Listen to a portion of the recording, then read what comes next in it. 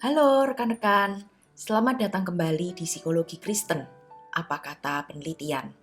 Ini adalah wadah di mana saya akan membagikan wawasan tentang psikologi Kristen berdasarkan dari hasil-hasil penelitian. Awal tahun seperti ini biasanya adalah kesempatan yang digunakan oleh banyak orang untuk menuliskan resolusi tahun baru. Resolusi tahun baru adalah sekumpulan keinginan, harapan yang ingin dicapai pada satu tahun mendatang. Ada berbagai pendekatan yang dilakukan oleh orang-orang. Ada orang yang setelah menyusun resolusi tahun barunya, menyusunnya dalam rencana yang lebih detail.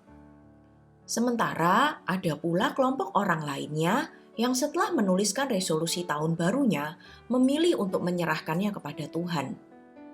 Bisa jadi pengalaman di tahun 2020 kemarin dengan pandemi COVID-19 membuat seseorang memilih untuk berserah kepada Tuhan karena kita tidak pernah tahu apa hal-hal yang akan terjadi dan belum tentu resolusi yang dibuat akan dapat tercapai.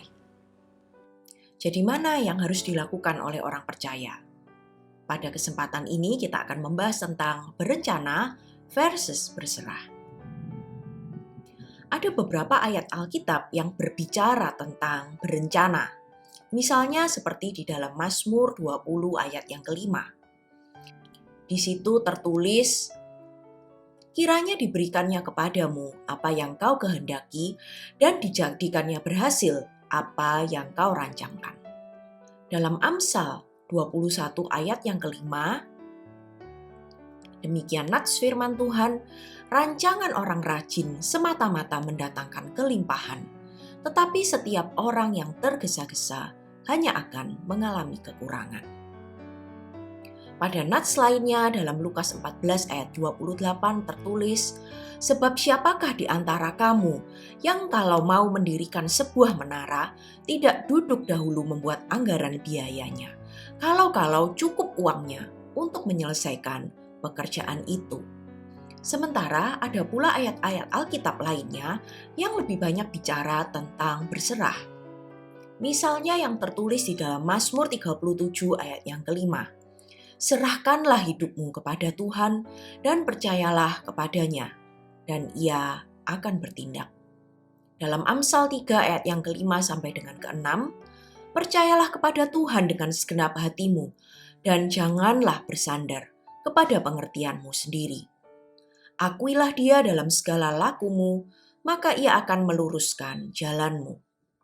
Dalam 1 Petrus 5 ayat yang ketujuh, serahkanlah segala kekhawatiranmu kepadanya, sebab Ia yang memelihara kamu. Melihat dua kelompok nats firman Tuhan yang berbicara tentang berencana dan juga yang berbicara tentang berserah, maka mana cara yang sebaiknya ditempuh oleh orang percaya? Pada kelompok orang percaya yang cenderung lebih mudah untuk berencana, mereka biasanya adalah orang-orang yang proaktif, cenderung mengambil inisiatif lebih dulu sebelum sesuatu terjadi. Sehingga biasanya orang percaya seperti ini adalah orang yang penuh dengan persiapan. Namun pada kelompok orang percaya yang lebih mudah berencana, kelemahannya bisa jadi adalah cenderung kurang berserah. Mungkin mereka lebih banyak bersandar pada rencana-rencana yang sudah dibuat sebelumnya. Dan mungkin karena terpaku pada rencana yang sudah dibuat, sehingga akhirnya cenderung meminta Tuhan untuk mengikuti, untuk mengabulkan rencana yang sudah dibuat, daripada merelakan Tuhan untuk mengubah rencana yang telah dibuat. Sementara itu pada kelompok orang percaya yang lebih mudah untuk berserah, biasanya mereka lebih siap dengan perubahan yang terjadi. Lebih tenang, lebih santuy, lebih fleksibel ketika ada suatu hal yang terjadi di luar daripada perkiraan sebelumnya. Namun bisa jadi kelompok orang percaya yang lebih mudah berserah ini cenderung kurang bersedia ataupun kurang mampu untuk membuat rencana sampai dengan detailnya.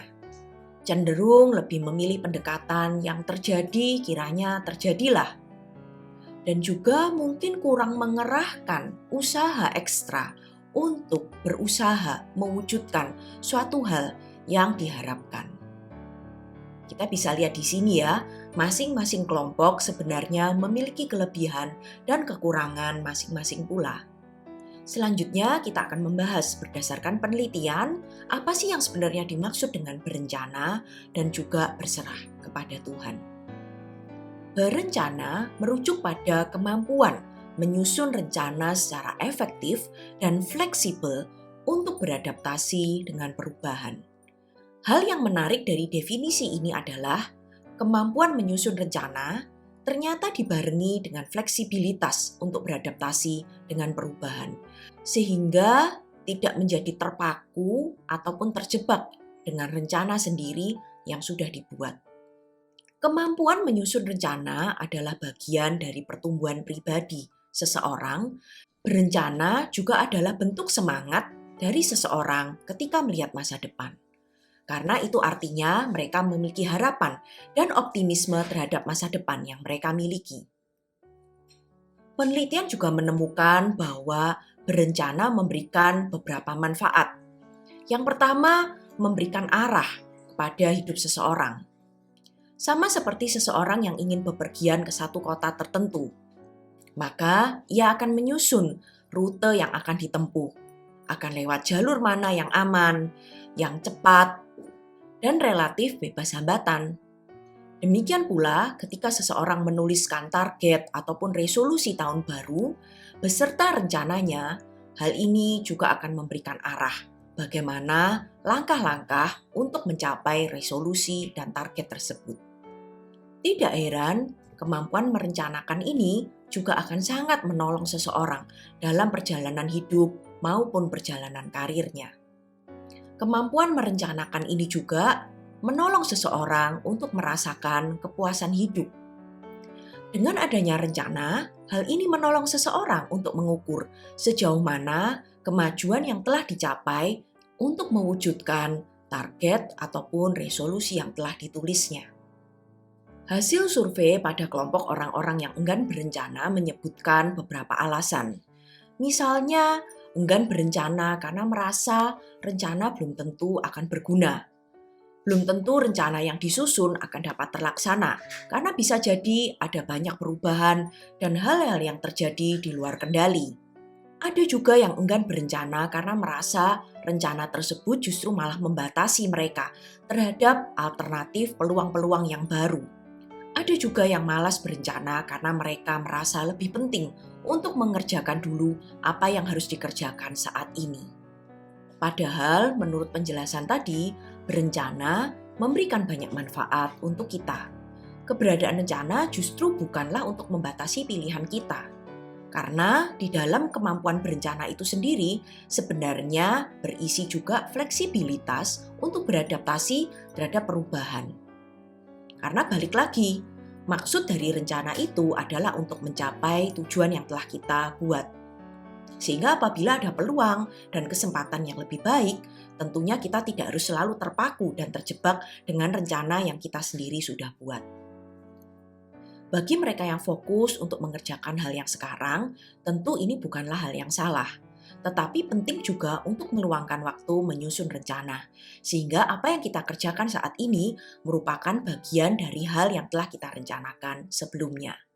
Sehingga kita tidak hanya sibuk mengerjakan begitu banyak hal, akan tetapi kita juga mengerjakan hal yang produktif yang sejalan dengan target ataupun resolusi yang telah kita buat. Lalu bagaimana dengan berserah kepada Tuhan?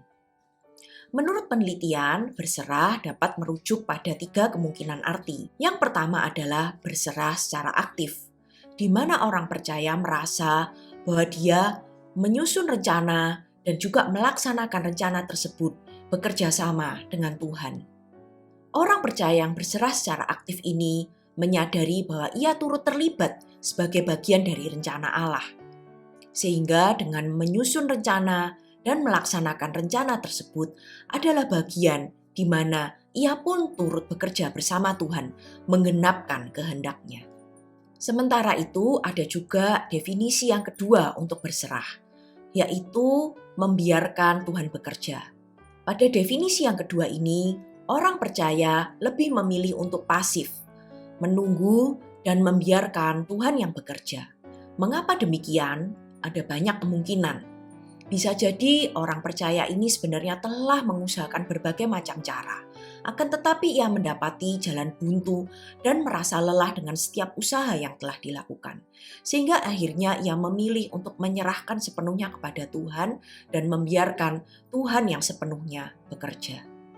Ada pula definisi yang ketiga untuk berserah, yaitu orang percaya tunduk pada Tuhan ketika ia mendapati bahwa kehendaknya sendiri berbeda dengan kehendak Tuhan.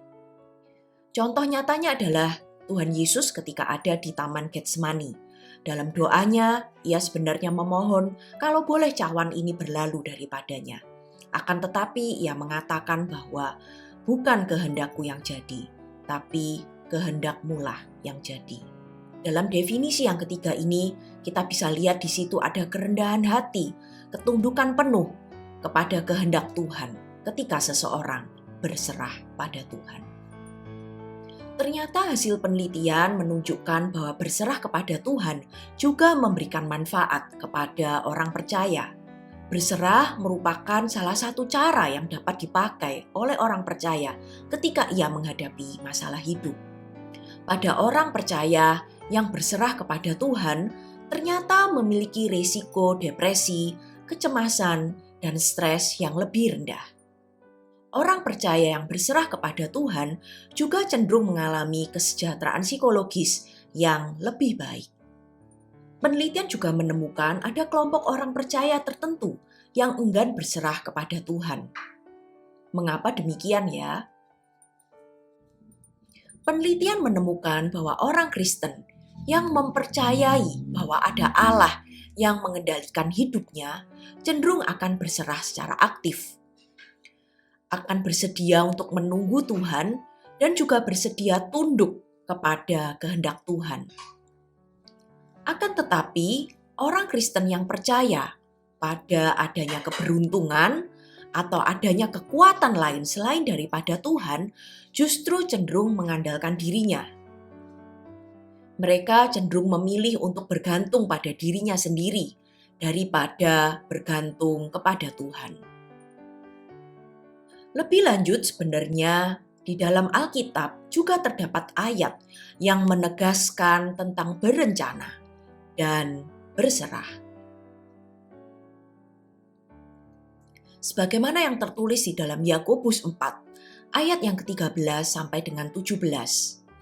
Jadi sekarang, hai kamu yang berkata, hari ini atau besok kami berangkat ke kota Anu, dan di sana kami akan tinggal setahun dan berdagang serta mendapat untung. Sedang kamu tidak tahu apa yang akan terjadi besok. Apakah arti hidupmu? Hidupmu itu sama seperti uap yang sebentar saja kelihatan, lalu lenyap. Sebenarnya kamu harus berkata, jika Tuhan menghendakinya, kami akan hidup dan berbuat ini dan itu. Tetapi sekarang kamu memegahkan diri dalam congkakmu dan semua kemegahan yang demikian adalah salah. Jadi jika seorang tahu bagaimana ia harus berbuat baik, tetapi ia tidak melakukannya, ia berdosa. Dalam Amsal 16 ayat yang ketiga tertulis, serahkanlah perbuatanmu kepada Tuhan, maka terlaksanalah segala rencanamu. Dengan demikian kita bisa lihat di sini bahwa nats firman Tuhan menegaskan perlunya berencana dan juga berserah.